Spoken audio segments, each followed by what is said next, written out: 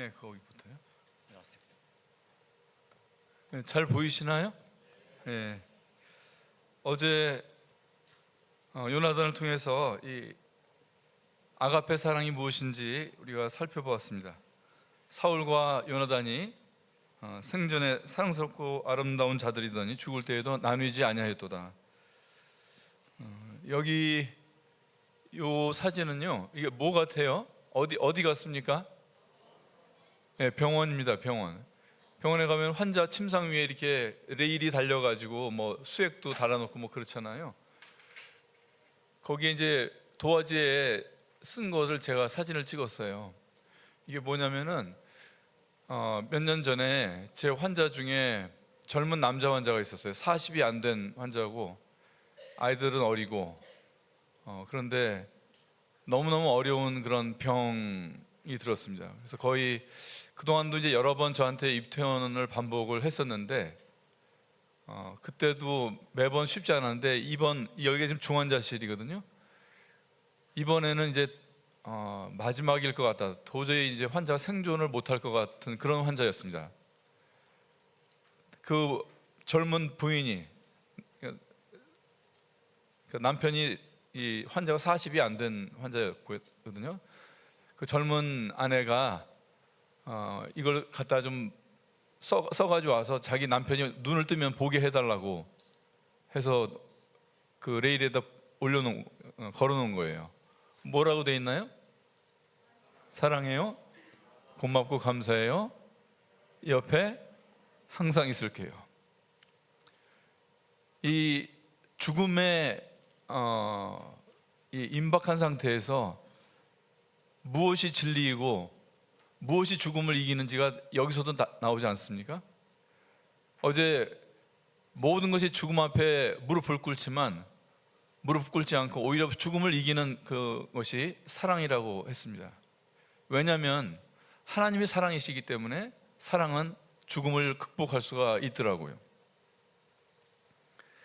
그리고 이 사랑의 그럼 이 하나님의 사랑을 가장 잘 나타내는 것이 무엇일까를 이제 요나단을 통해서 본 것이고, 그랬을 때 사랑은 함께 있는 것이다. 여기서도 그렇잖아요. 옆에 항상 있을게요. 요한일서 우리 잘 아시죠? 요한일서의 주제가 무엇이죠? 사랑입니다. 사랑이란 말이 무려 31번이 나와요. 근데 요한일서에 사랑보다 더 많이 나오는 단어가 있습니다. 우리예요, 우리. 53번이 나옵니다. 그래서 사랑은 복잡하거나 긴 설명을 필요로 하는 것이 아니더라고요. 사랑은 함께 있는 것. 제가 어머니한테 어려서 들은 이야기가 있어요. 어머니 그 세댁 시절인데 할아버지, 그러니까 어머니의 시아버지죠. 저로서 이제 할아버지인데 저희 할아버지 심부름으로 이웃 동네를 갔다 와야 될 일이 생겼습니다. 할아버지가 이제 먹고 싶은 과일이 있는데 그 과일을 내는 나무가 그 동네에는 없고 산 너머 이웃 동네에만 그 나무가 딱 한 그루 있었대요. 그래서 저희 어머니께서 저희 누님을 업고 이제 신부를 가게 됐어요. 그러니까 누님이 그때 아마 2-3살 정도였던 것 같아요. 제가 들은 기억으로는. 근데 아침에 이제 출발이 늦었는지 가서 일 보는데 일이 늦어져서 그러는지 돌아오는 길에 해가 졌습니다. 아낙네 혼자서 어두워진 고갯길을 넘어야 되니까 어땠을까요? 집안에서 호롱불 쓰던 시대거든요. 그러니까 그 산길은 아마 칠흑 같았을 것입니다. 근데 어머니의 말씀이 뭐라고 그러냐면 아기가 등에 업혀 있는 것이 마음에 안도를 주더라, 그런 말씀을 하시더라고요. 밤에 산길에서 이 괴한을 만났을 때 2-3살 젖먹이가 무슨 힘이 되겠어요?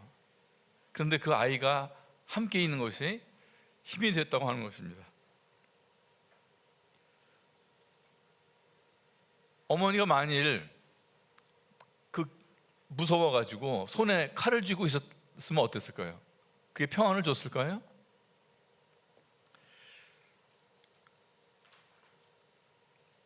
저는 그때 이제 어머니한테 이 말을 들을 때 기억을 해보니까, 이 사람이 쓰는 말이라고 하는 것이 굉장히 추상적인 것들이 많잖아요. 근데 이런 어떤 관념이 벗어진 것으로서의 함께, 그 말을 그때 딱 경험을 했던 것 같아요. 그래서 이 함께라고 하는 것이 얼마나 따뜻하고 또 강한 것인지 그때 알게 됐습니다. 함께가 이렇게 아름다운 것은 그것이 하나님의 속성이기 때문에 그렇습니다.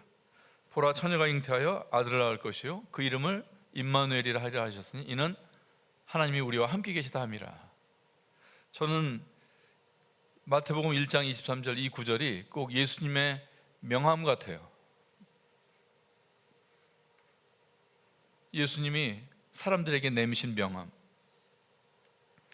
제 명함에는 서울아산병원 내과 임채만 이렇게 되어 있거든요. 거기에는 저의 정체가 있고 저의 하는 일이 담겨 있죠. 이 명함이라고 하는 것이 내가 누구이고 무슨 일을 하는지, 무슨 일을 잘하는지가 그 명함에 다 담겨 있잖아요. 근데 예수님의 명함을 보면은 예수님은 임마누엘이라고 하셨을 때 예수님의 정체는 하나님이시라는 것이고, 예수님의 전문 과목은 무엇이냐? 예수님의 전문은 뭐냐? 그거는 사람과 함께 하시는 것이다.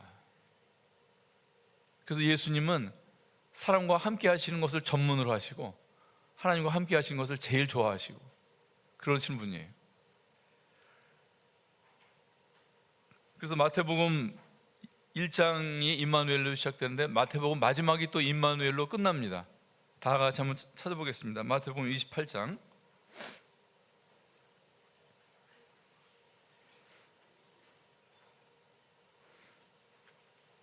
마태복음 28장 끝입니다. 19절부터 다 같이 19절 20절 읽어볼까요? 시작.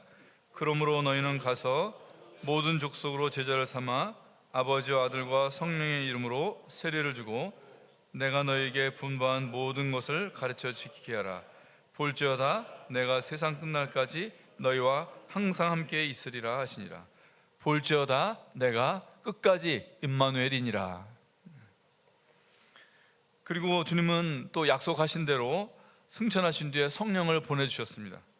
내가 아버지께 구하겠으니 그가 또 다른 보혜사를 너희에게 주사 영원토록 너희와 함께 있게 하시리니. 성령은 믿는 자들을 진리로 인도하시고 또 교회를 위해서 은사를 공급하시는 일을 하시지만 더 1차적으로 예수님께서 요한복음 14장에서 성령에 관해서 처음으로 소개하실 때 하신 말씀은 너희와 항상 함께 있게 하시겠다. 그래서 성령께서 하시는 그 1차적인 것은 믿는 자와 함께 하시는 것입니다.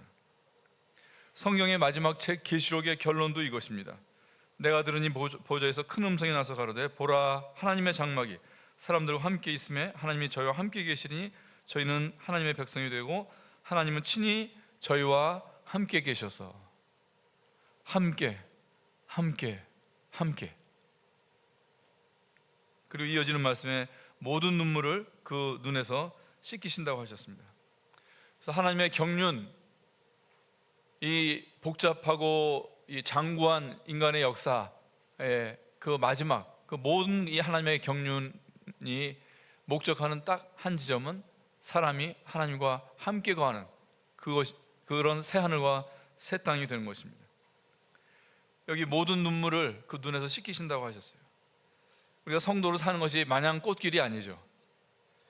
우리가 서로 사람끼리 위로가 되지만 사람이 닦아주지 못하는, 아내도 남편도 또는 자식도 닦아주지 못하는 눈물이 이 삶에는 있습니다. 그래 우리가 이 볼에 눈물이 말라 봤던 적이 있죠. 어렸을 때. 그때 그 눈물을 자국을 닦아주던 그 어머니, 그 어머니의 그 손길이 바로 하나님의 손입니다. 그 따뜻한 손을 우리가 이제 영원히 함께 할 것입니다. 이 요나단이 함께한 두 사람을 어제 얘기를 했죠. 다윗과 사울인데 이 두 사람을 생각해 보면 이 사람과 연합하는 데는 두 가지 방향이 있더라고요. 요나단이 다윗과 함께 한 연합은 다윗을 자신과 같은 왕으로 그렇게 높인 그런 연합이었습니다. 그래서 함께 한다는 것에 하나는 그 사람을 높이는 것이더라고요. 그 다음에 사울과 함께 한 연합은 그의 그 비천하고 낮은 상태에 함께 된 것이었습니다. 그래서 함께 한다는 것은 또한 그의 처지로 낮아지는 것이더라고요. 예수님의 사랑에도 이 두 가지 연합이 있습니다. 너희 안에 이 마음을 품으라 곧 그리스도 예수의 마음이니 그는 근본 하나님의 본체시나 하나님과 동등됨을 취할 것으로 여기지 아니하시고 오히려 자기를 비워 종의 형체를 가져 사람들과 같이 되었고 사람의 모양으로 나타나셨음에 자기를 낮추시고 죽기까지 복종하셨으니 곧 십자가에 죽으심이라. 예수님이 사람으로 그리고 하나 더해서 종까지 낮아지셔서 죄인들과 하나가 되셨습니다. 그리고 에베소서 말씀에는 어제 말씀 인용한 것인데 그러므로 그가 위로 올라가실 때에 사로잡힌 자를 사로잡고 사람들에게 선물을 주셨다 하셨습니다. 그러니까 부활하실 때에 예수님이 부활하실 때 혼자 오르신 것이 아니에요. 사단에게 사로잡혔던 우리를 구출하시고 함께 하늘에 오르신 것입니다. 낮아지는 방향의 연합, 그것이 요나단에게는 길보아 산의 죽음이었다고 하면 예수님께는 갈보리 산의 십자가였습니다. 십자가는 이 낮아지는 것으로서의 연합이었습니다.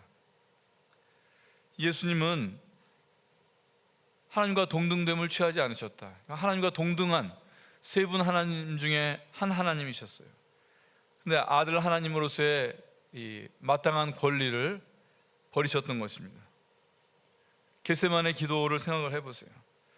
아버지 하나님과 동등한 하나님으로 무슨 협상을 하시거나 절충을 하시거나 그런 것이 아니잖아요. 고민하고 슬퍼하사 말씀하시되 내 마음이 심히 고민하여 죽게 되었다. 죽게 되었으니 너희는 여기 머물러 나와 함께 있으라. 이게 어떻게 하나님이 하는 말인가요? 이게 능력 있고 흔들리지 않는 그 하나님이 하시는 말씀이 아니잖아요. 고민하고 슬퍼하시고 내 마음이 심히 고민하고 죽게 되었다. 이 죽음이라고 하는 것은 생명이신 창조주에게 낯선 일이었습니다. 그리고 다가오는 죽음 앞에서 사람과 같이 사람이 겪는 슬픔과 마음의 압박이 있었던 것입니다. 그래서 아버지의 뜻과 자신의 뜻 사이에서 인자로서 피 같은 땀을 흘리셨던 것입니다. 예수님이 대제사장이 보낸 무리들에게 붙잡히려고 하실 때 베드로가 예수님을 도와주려고 하죠. 그래서 칼을 빼듭니다. 그래서 예수님께서 말씀하시죠. 내 거물도로 집에 꽂으라. 너는 내가 내 아버지께 구하여 지금 12명 더 되는 천사를 보내시게 할 수 없는 줄로 아느냐. 하나님으로서의 권한을 쓰지 않으셨습니다. 이것이 낮아지는 연합인 것입니다. 종의 형체를 가지셨다고 했습니다. 종이라고 하는 것은 권리가 없는 사람을 말하죠. 그래서 재산권도 없고 재산권뿐만 아니라 뭐가 없냐면 자기 입장이 없어요. 그렇죠? 주인 앞에서 종이 자기 입장을 얘기하고 자기 의견 얘기하고 그건 종이 아니잖아요. 근데 종의 형체를 가지셨다고 하는 것은 예수님께서 자기 입장을 갖지 않으셨다고 하는 거예요. 우리 대제사장 가야바의 뜰하고 빌라도의 관정에 서신 예수님을 기억하시죠? 어떤 모습이셨습니까? 부당한 말들 속에서 침묵하셨습니다. 의뢰의 답변을 할 수 있는 때에도 말씀을 안 하셨습니다. 종은 말의 권리가 없는 것입니다. 예수님이 그렇게 하셨어요. 빌라도가 기이하게 여겼다고 했어요. 빌라도가 기이하게 여길 정도로 예수님께서는 입을 다무셨습니다. 그가 곤욕을 당하여 괴로울 때도 입을 열지 아니하였으며 마치 도수장으로 끌려가는 어린 양과 털 깎는 자 앞에 잠잠한 어린 양 같이 되었도다.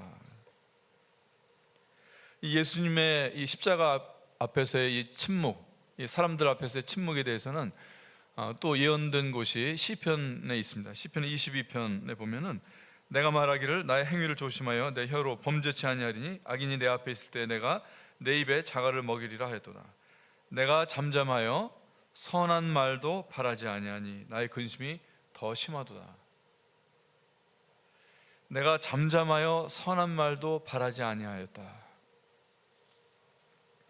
사람의 욕구들에 강력한 것들이 있죠. 아침에 식사도 하셨지만 배고플 때 그 느끼는 식욕, 그죠? 식욕. 또 어떤 욕구가 있어요? 사람한테 성욕, 또 명예욕. 그런데 사람의 욕구 중에 이런 욕구들보다 더 강한 게 있습니다. 선한 말을 하고자 하는 것입니다. 사람이 옳은 말, 분별 있는 말을 할 때 내가 보암직하고 지혜로운 사람이 되거든요. 근데 이 욕구가 보통 강한 것이 아니에요. 그리고 그런 말을 할 수 있는 자기에 대해서 뿌듯해지고 그런 말을 하는 자기이기 때문에 나는 화를 내도 정당하다고 생각하는 거예요. 어렵게 이제 마음 먹고 누구를 용서해 주려고 했던 경험들이 있으시죠? 근데 잘 안 된 그런 일들도 있을 거예요.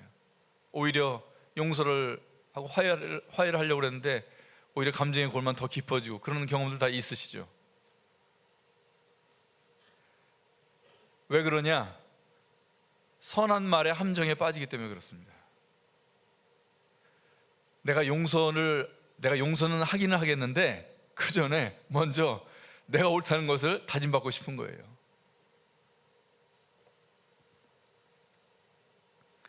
옳은 것을 말하면 사람들이 잘 이해하고 꼬인 것이 풀리던가요? 이게 다툼에 기름을 더 붓는 일이 되거나 아니면 마지못해 이제 화해가 되지만 속으로는 더 썩어 들어가는 거예요. 그래서 십자가를 우리가 지기 위해서 우리도 낮은 자로 연합하는 것을 하는 그런 성도가 되기 위해서 꼭 비워내야 되는 것이 무엇이냐? 선한 말입니다. 저가 남은 구원하였을 때 자기는 구원할 수 없도다. 저가 이스라엘의 왕이로다. 지금 십자가에서 내려올지어다. 저가 남은 구원하였을 때 자기는 구원할 수 없도다. 십자가를 진다고 하는 것은 무엇입니까? 남은 구원하고 자기는 죽는 것입니다. 그의 명예는 살려주고 나의 명예는 잃는 것이고 그의 유익을 보호하고 나의 유익을 챙기지 않는 것입니다. 죄가 없는데 죄인이 되는 것이고 분별이 있는데 모자란 사람이 되는 것이고 능력이 있는데 무능한 자가 되는 것입니다. 이것이 비워내는 것입니다. 너희 안에 이 마음을 품으라. 이 빌립보서 2장 이 그리스도의 마음이 십자가의 구원을 이루었습니다. 우리 가상칠언이라고 하는 것이 있죠. 예수님께서 십자가 위에서 하신 짧은 7마디의 말씀입니다. 이 가상칠언의 1론 첫 번째 말씀이 바로 용서의 말씀입니다. 아버지여 저희를 사하여 주옵소서. 그러니까 예수님이 자신을 비워내고 하신 것이 용서입니다. 그래서 우리가 용서를 하려면 예수님같이 되어야 돼요. 끝까지 그리고 마지막으로 내 옳은 입장 그것까지 비워내야지 할 수 있는 것이 용서라고 하는 것입니다. 감사한 것은 이 용서가 우리 거듭난 자들의 새로운 본성이라고 하는 것입니다. 요한복음 20장을 다 같이 찾아보겠습니다. 요한복음 20장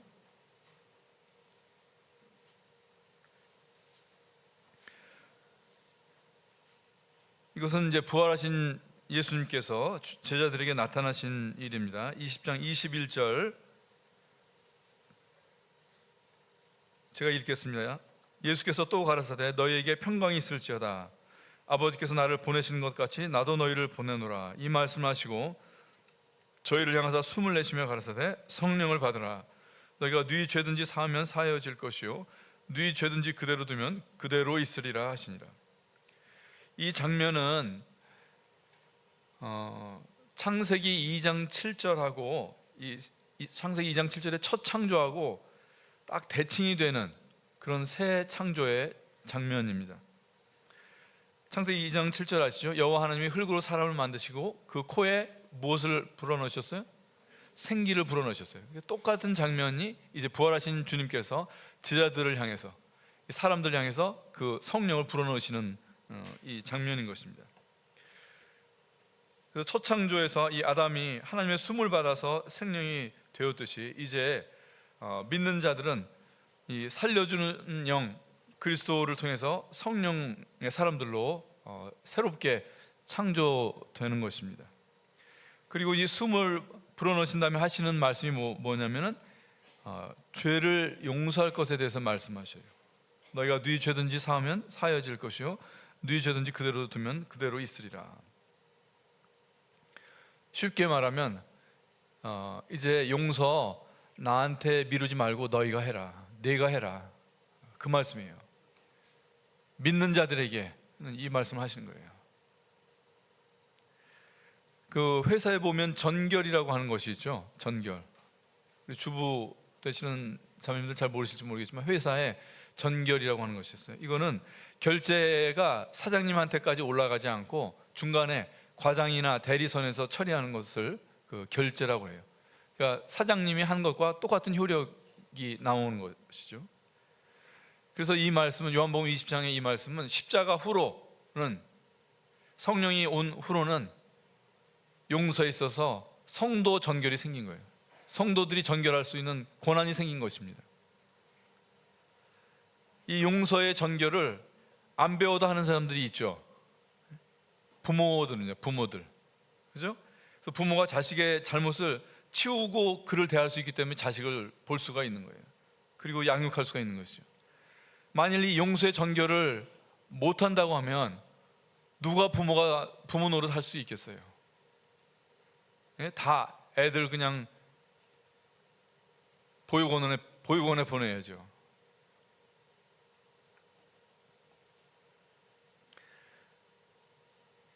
이 용서의 문제에 관해서 제가 최근에 좀 깨달은 것이 있어요. 창세기 44장, 45장에 걸쳐서 나오는 요셉과 유다에 관련된 이야기입니다. 이 극적이고 아름다운 이야기는 바로 요셉과 요셉의 형들 간의 용서의 이야기입니다. 그 창세기 이 44장, 45장의 용서의 이 일의 그 근원은 13년 전으로 거슬러 올라갑니다. 이 창세기 44장으로부터요.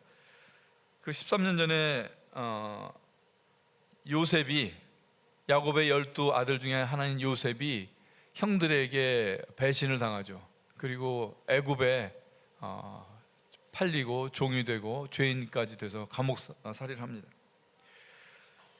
형제들이 이 아버지 야곱의 총애를 받는 이 요셉이 매우 미웠던 것입니다. 그런데 요셉이 이제 없어지고 나니까 이 야곱의 사랑이 누구한테로 갔어요? 베냐민한테로 다 쏟아졌어요. 그러니까 베냐민은 이 형제들에게 보면은 제2의 요셉이었어요. 제2의 요셉. 얼마나 미웠겠어요.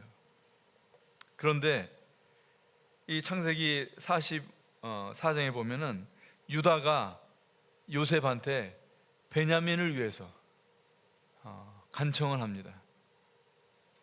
청컨대 주의 종으로 아이를 대신하여, 여기 이 아이는 베냐민을 말합니다. 베냐민을 대신하여 있어서 주의 종이 되게 하시고 아이는 형제와 함께 도로 올려 보내소서. 이 상황을 내가 요셉이 돼서 한번 본다고 생각해 보세요. 자, 지금 나는 생사 여탈을 쥐고 있는 애굽의 총리입니다. 그리고 내 앞에는 자기가 요셉인 줄 모르고 와 있는, 그 마땅히 처벌을 받아야 되는 그 형제들이 지금 와 있어요. 그리고 지금 베냐민을 붙들어 둔 상태에서 유다가 보이는 이 반응이 요셉에게는 어떤 일이었을까요? 이제 그 야곱의 사랑을 다시 독차지하고 있는 이 베냐민이 애굽 총리가 이제 볼모로 잡았으니까 예전 같으면 유다가 어땠겠어요? 에? 이 요셉을 애굽에 판 일에 있어서 주동자가 유다였거든요. 최종적인 어떤 그 사람이 유다였어요. 근데 이제 이 꼴 보기 싫은 베냐민, 제2의 요셉이 애굽 총리가 붙들고 있으니까 똑같이 된 거 아니에요. 얼마나 잘 됐어요. 속으로 쾌재를 부를 일입니다. 그런데 지금 자기 앞에 있는 이 유다가 이런 말을 하는 거예요. 제가 베냐민 대신 종이 되겠습니다. 베냐민을 아버지에게로 보내주세요. 유다의 이 말이 끝났을 때 요셉이 언제 용서가 이루어지느냐? 바로 유다의 이 말이 있고 나서 요셉이 울음을 터뜨립니다. 이 유다는 제2의 요셉, 이 베냐민을 미워하지 않고 있습니다. 그를 마음에 품고 있었던 것입니다. 요셉은 이 베냐민에게서 13년 전에 자기가 오버랩 되어서 보였던 것입니다. 그리고 이 유다의 말을 들었을 때 유다에게서 사랑을 알 수 있었던 것입니다.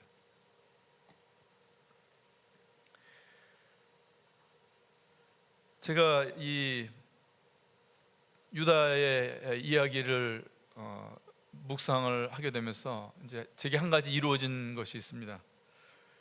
아버지를 용서하게 된 것입니다.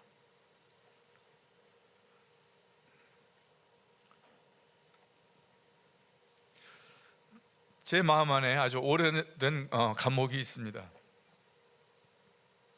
마음에 안 맞는 사람들 가둬두고 마음에 들면 다시 놓아주고 하는 아주 바쁜 곳이었습니다. 구원받고 나서 그 감옥이 많이 한산해졌어요. 직장 사람이든 교회 지체이든 더 이상 사람들을 가두지 않게 되었습니다. 그러나 그 감옥에 딱 한 사람 남겨두고 있었습니다. 그것도 가장 멀고 어두운 구석에 밀어넣고 오랫동안 외면하였습니다.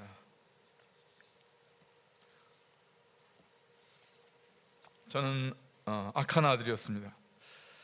중학생 때부터 아버지의 그 문제점들을 알고 그런 이유로 50년 동안을 아버지를 마음속에서 구속하고 있었습니다.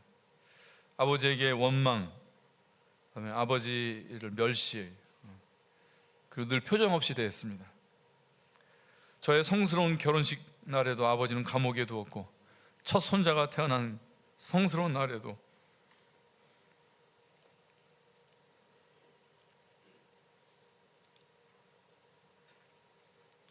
아버지를 감옥에 두었습니다. 교회에서 용서는 성도의 새로운 본성이라고 설교할 때에도 장로로서 성스러운 침례식을 집례하는 날에도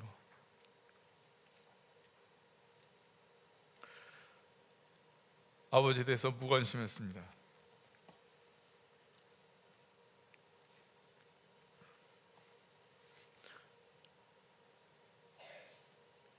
아버지의 구원을 위해서 교회에 기도 시간에 기도부터 했지만 제스처였습니다. 근데 지난달 어느 교회 수련회 제가 강사로 참여하면서 설교를 준비할 때 용서에 관한 말씀으로 유다 이야기를 생각하면서 비로소 알게 됐습니다.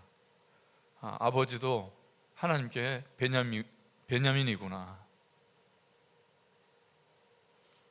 아비의 생명과 아이의 생명이 결탁되었다고 유다가 말합니다. 하나님과 아버지의 생명도 결탁되어 있구나. 이제 내가 주의 종 우리 아비에게 돌아갈 때 아이가 우리와 함께 하지 않으면 아비가 아이 없음을 보고 죽으리니. 이 말이 제 안에서 이렇게 되새김질 되면서 아버지에 대한 하나님의 마음이 보였습니다.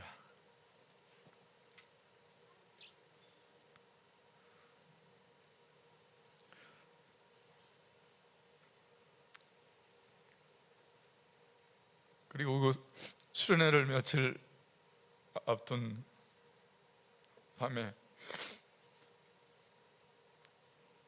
그 감옥을 열었습니다.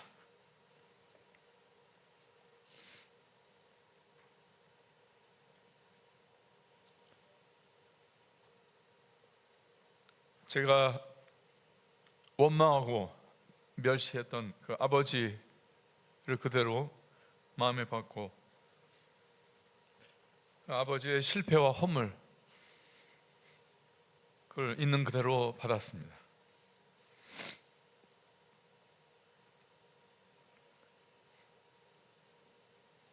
진실로 너희에게 이르노니 무엇이든지 너희가 땅에서 매면 하늘에서도 매일 것이요 무엇이든지 땅에서 풀면 하늘에서도 풀리리라.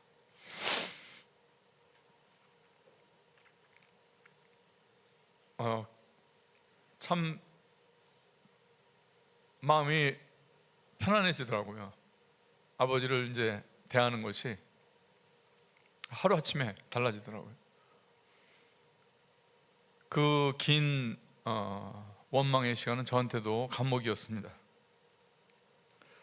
근데 이 말씀처럼 땅에서 푸니까 제 마음도 풀리고 하늘도 풀리더라고요. 용서가 쉬운 사람은 없습니다. 용서가 이 가상칠언의 하나, 십자가에서 나온 말이라고 하는 것은 용서는 자기가 죽어야지 할 수 있는 일이라고 하는 것입니다. 그리스도께서 약하심으로 십자가에 못 박히셨다고 하셨습니다. 십자가를 진다고 하는 것은 우리는 처음에 믿음의 길에서 이 말씀을 들을 때 아주 어떤 영웅적인 어떤 헌신이나 또는 핍박을 견뎌내는 인내를 먼저 떠올리지만 그보다는 십자가를 진다고 하는 것은 약한 자가 되는 것입니다. 사람을 용서하는 것은 내 아량으로 하는 것이 아니라 약함으로 하는 것이 용서더라고요. 그리고 내가 사람을 용서할 수 있는 크기, 내가 사람을 받을 수 있는 크기는 내 능력이 아니라 오히려 약함의 크기만큼 우리가 사람을 받을 수가 있습니다. 부모가 자식한테 무한정 약하기 때문에 자식을 끝없이 용서할 수 있는 것 아닙니까?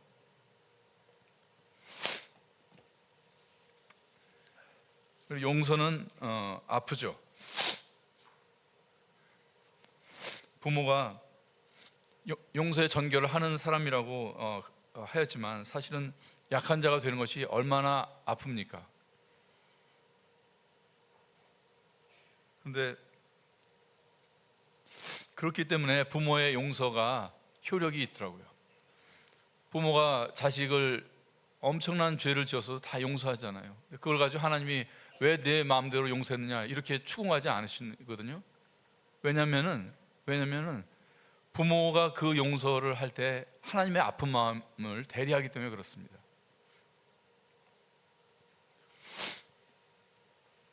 우리 산자가 항상 예수를 위하여 죽음에 넘기움은 예수의 생명이 또한 우리 죽을 육체에 나타나게 하려 함이라.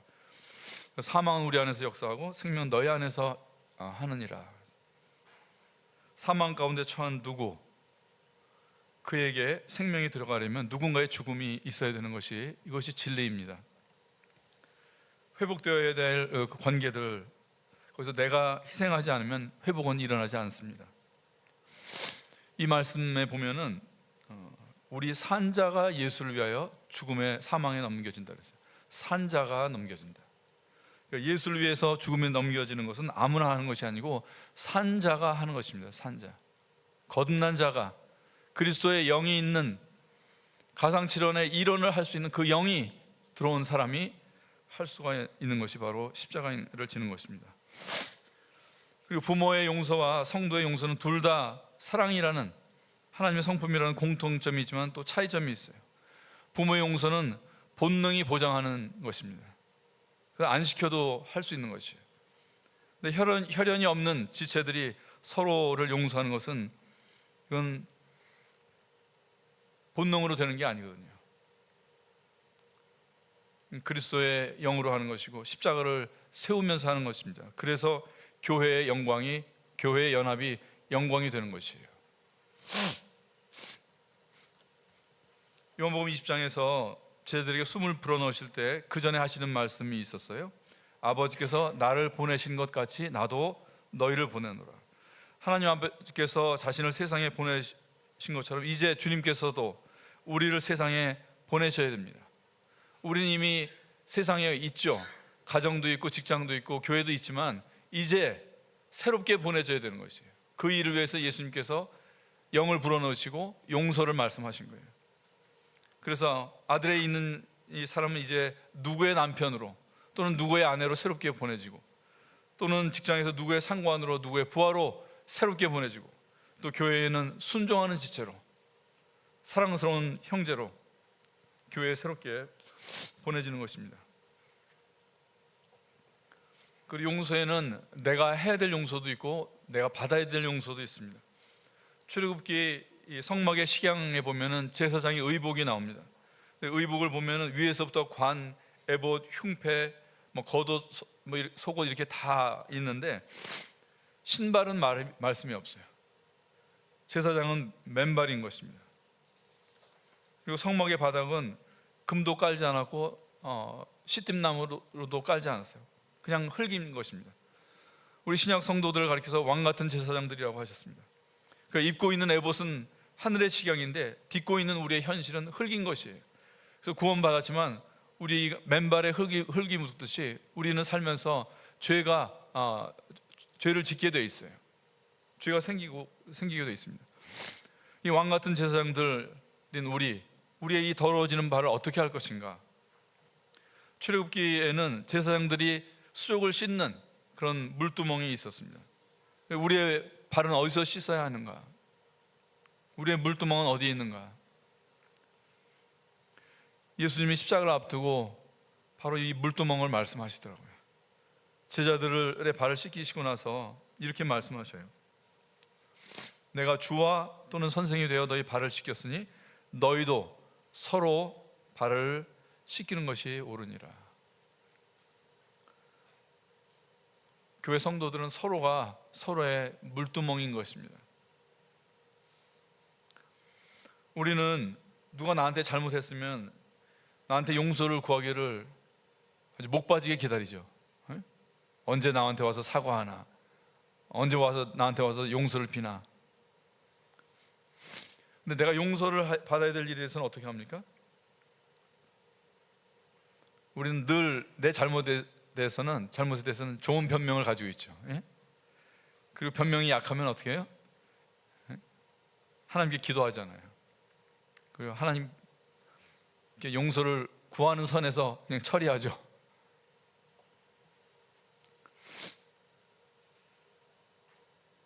서로 인자하게 하며 불쌍히 여기며 서로 용서하기를 하나님이 그리스도 안에서 너희를 용서하심 같이 하라. 용서는 피차의 문제입니다. 서로 해야 되는 것이고, 그리고 우리가 사랑하면 그가 먼저 우리를 사랑하셨습니다 했습니다. 사랑은 먼저 하는 것이 사랑입니다. 그래서 내 더러운 발을 그에게 내밀 수 있는 것, 나의 용서를 나도 받아야 될 용서에 대해서 정직한 것, 이것이 또한 낮아지는 연합이더라고요. 우리는 인간관계에서 폐해를 끼치지 않는 것을 미덕으로 여깁니다. 근데 이게 회사 생활에서는 미덕이지만 사랑의 관계에서는 미덕이 아닙니다. 모든 사랑의 관계를 한번 생각을 해보세요. 거기는 다 서로 약점이 노출되고 서로 폐를 끼치는 관계입니다. 자식이 부모한테 폐를 안 끼치려고 하면 살 수 있나요? 아내가 남편한테 폐를 안 끼치려고 하면 그건 하녀지 아내가 아닌 것입니다. 사람의 관계에서 지나치게 약점을 안 잡히려고 하는 것, 이거는 사랑의 마음이 없는 것입니다. 그 마음의 그 기전은 무엇이냐? 용서할 일도 안 만들고 싶지 않고 용서 받을 일도 안 만들겠다고 하는 그런 심보예요. 주기도문이 복음서에 나오는데 거기 누가복음의 주기도문은 이렇게 되어 있습니다.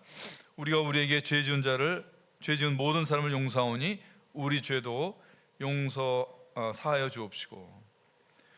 이 말씀을 읽으면 좀 이상한 느낌이 나죠. 하나님의 용서가 내가 하는 공로에 따라서 주어지는 것처럼 그렇게 들립니다. 복음과 반대되는 말씀 아닌가요? 무슨 뜻일까요? 이 말씀을 실천하고자 할 때 알게 돼요. 내가 다른 사람을 용서하는 것을 보고 내가 받은 용서를 확인하게 되는 것입니다. 그래서 이 아주 역설적인 말씀으로 우리에게 주기도문을 가르쳐 주신 거예요. 용서에 관한 말씀으로 마태복음 18장에 보면은 만 달란트 빚진 종 이야기가 있습니다. 이 만 달란트라는 큰 빚을 진 종이 주인한테 탕감을 받습니다. 그런데 이 종이 탕감 받고 나서 자기 동관을 만나가지고 100데나리온을 갚으라고 하죠. 네, 갚을 능력이 없으니까 이 동관의 목을 잡아 흔들고 결국 감옥에 넣었습니다. 이 사람이 선악과의 존재라고 할 때 그것은 사람 안에는 반드시 자기의 법정이 있다고 하는 것이에요. 그래서 매일 눈을 뜨면서부터 잘 때까지 매일 같이 법정이 열립니다. 그리고 사람들 세워다 놓고 마음 안에서 재판하잖아요. 그리고 나와 선악이 다르면 마구마구 집어넣잖아요. 왜 동관의 죄를 용서하지 못하는가? 우리 십자가 신앙은 우리 기독교 신앙은 십자가를 하나님의 용서로 믿는 것이잖아요. 이것이 핵심적인 가치인데 기독교인들이 의외로 용서에 인색합니다. 만 달란트의 빚이 무엇인지 잘 모르기 때문에 그렇더라고요.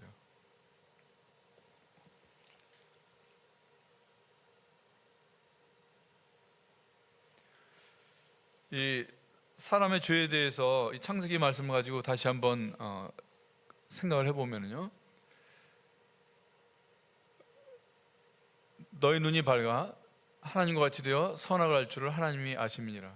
사람은 다른 사람들을 판단하는 데 있어서는 하나님이 굳이 필요 없어요. 아주 놀라운 신적인 능력을 가지고 있죠. 그래서 이 선악과가 이제 사람한테 들어옵니다. 하나님이 계셨던 저 하얀 자리가 검게 되어버린 이것이죠. 선악과가 우리 마음 안에 있어요. 그래서 생긴 그 결과가 무엇이냐? 로마서 1장 28절에 제일 아래서부터 보면, 또한 저희가 마음에 하나님 두기를 싫어하며, 그죠? 하나님 대신에 다른 것이 들어왔잖아요. 그 다음에 마음이 이제 문제가 생겨. 마음, 사람의 혼에 하나님께서 저희를 그 상실한 마음대로 내어버려두사, 그 다음에 마지막 죄의 증상이 무엇이냐? 합당치 못한 일들을 하는 것이죠.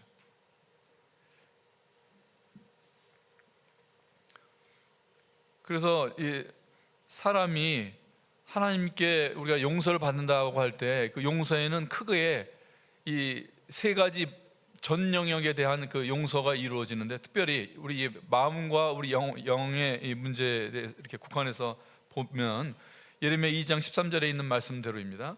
내 백성이 두 가지 악을 행하였나니 곧 생수에 근원되는 나를 버린 것과 스스로 웅덩이를 판 것인데 그것은 물을 저축지 못할 터진 웅덩이라.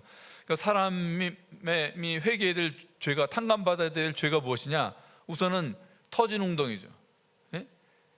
내가 웅덩이 우아하게 또 넉넉하게 잘 유지하려고 했는데 터져버린단 말이에요. 도덕도 터지고, 예? 재산도 터지고, 선행도 터지고, 다 망가져버리고, 이런 잘못들이 있어요. 이것을 우리가 탕감을 받아야 되고, 또 하나 탕감받아야 될 죄가 무엇이냐? 예레미야 2장 13절에 먼저 나온 것이 뭐예요? 생수에 근원된 하나님을 버린 것, 하나님 없이 산 것, 내가 하나님 되어서 산 것, 이것이 탕감받아야 될 죄인 것입니다. 그래서 이렇게 돼요. 죄의 크기가 이와 같고, 우리가 회개하고 탕감받아야 될 죄의 크기가 이와 같은 것입니다.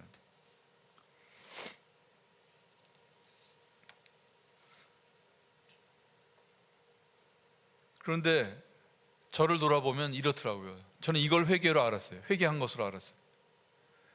내가 죄로 인식할 수 있는 것, 내가 부끄러워하는 것, 내 양심이 인식하는 잘못들, 이것을 죄로 알았어요. 당연히 죄죠. 근데 이건 죄의 깃털을 그래요. 깃털. 죄의 몸통은 이거예요.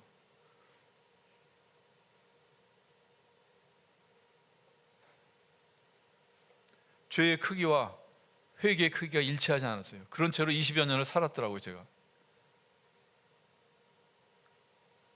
사람 마음에 하나님 대신 들어온, 하나님의 자리에, 하나님이 계셔야 될 자리에 대신 들어온 것이 바로 이 선악과입니다. 이 선악을 정하는 권위를 행사할 때 사람은 하나님이 돼요. 그래서 사람이 옳고 그름에 목숨을 거는 이유가 바로 그것입니다. 그래서 선악과의 사람의 이 마음에는 하나님이 계실 자리가 없어요. 백데나리온이 뭐냐? 바로 이 합당치 못한 일들, 잘못들, 이 빚이에요. 만 달란트의 빚은 무엇이냐? 바로 이것이에요. 이 가운데 있는 문제. 이것이 회개해야 되는 죄고, 예수님의 피는 이 죄값이에요.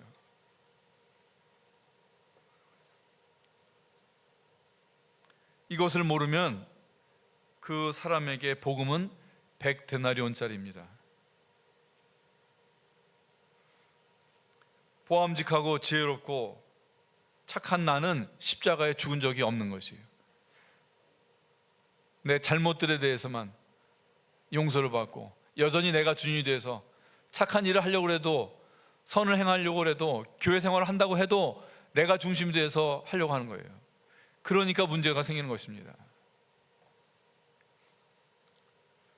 그래서 내가 사람을 중심으로 용서하지 못하는 것은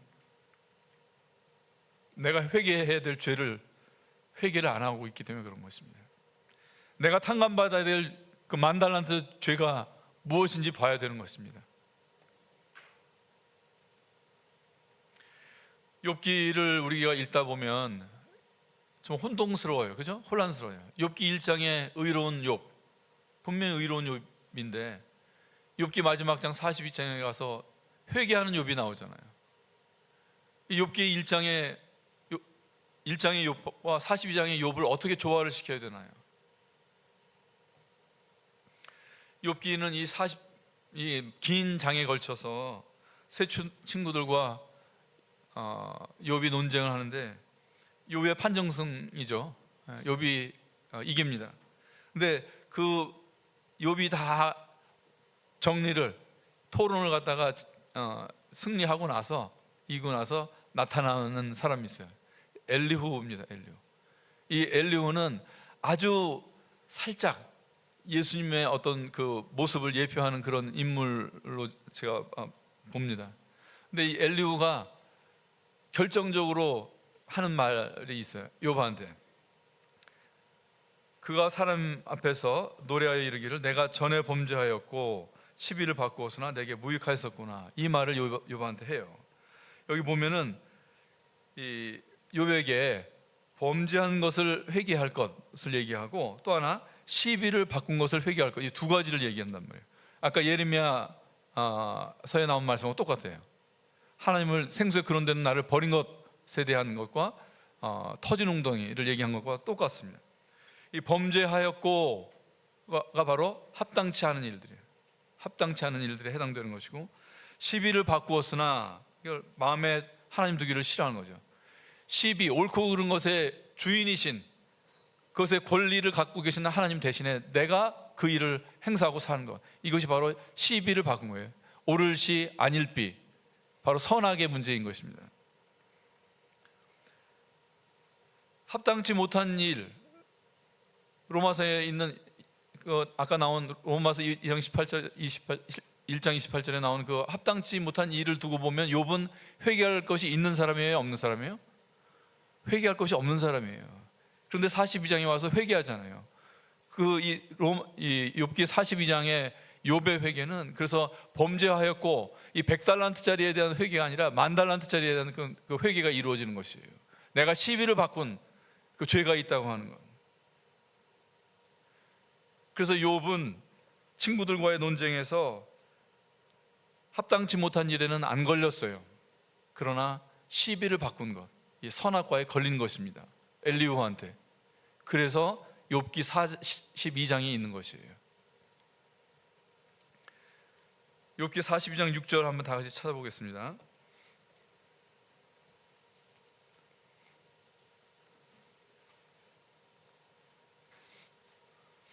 (42장 6절) 다 같이 한번 읽어보겠습니다. 시작. 그러므로 내가 스스로 하나고 티끌과 제 가운데서 회개하나이다.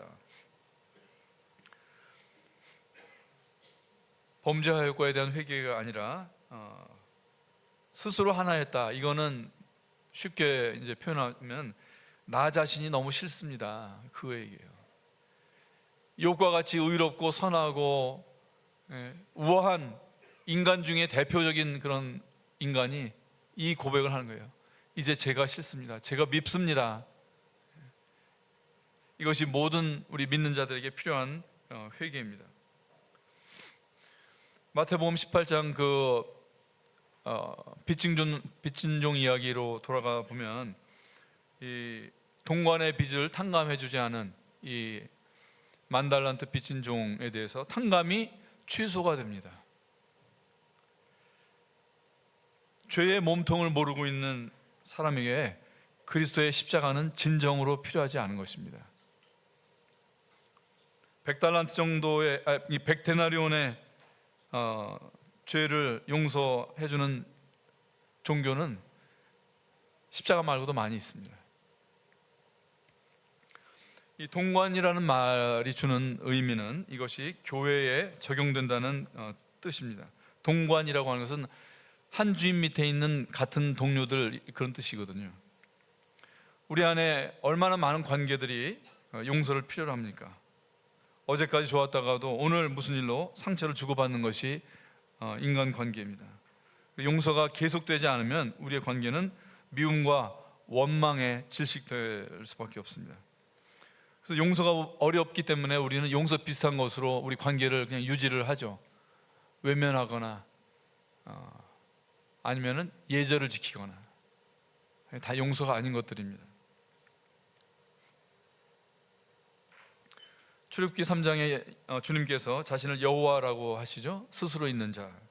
그러니까 여호와는 다른 존재의 협력을 필요로 하지 않는 그런 하나님이십니다.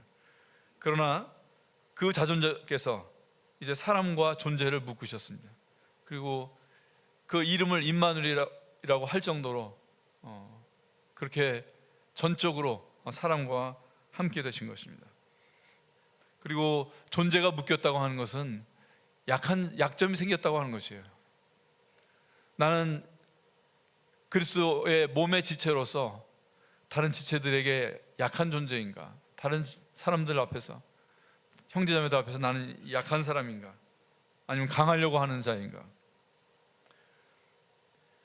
그가 아프면 나도 아프고 그가 영광을 받으면 나도 함께 영광스러워지는 것이 교회입니다.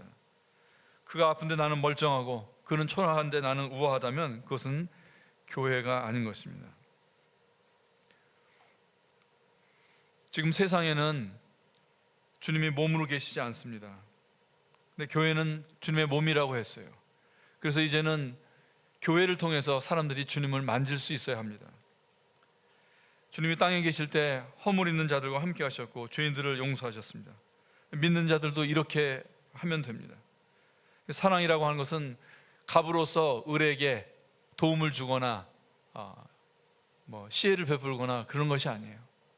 십자가로 나타난 이 낮아짐의 연합, 그것은 나도 그와 같은 처지가 되어주는 것입니다. 이것이 우리가 그리스도의 몸이 되는 것이고, 그렇게 될 때 사람들이 우리를 통해서 지금 땅에 안 계신 그리스도, 바로 2000년 전에 이 땅에 계시던 그 주님의 그 몸을, 그 진리와 사랑을 만질 수 있게 되는 것입니다. 너희가 서로 사랑하면 이로써 모든 사람이 너희가 내 제자인 줄 알리라. 너희가 서로 사랑하면 모든 사람이 너희가 내 제자인 줄 알리라. 우리가 전도가 어려운 시대이지만 희망이 있습니다.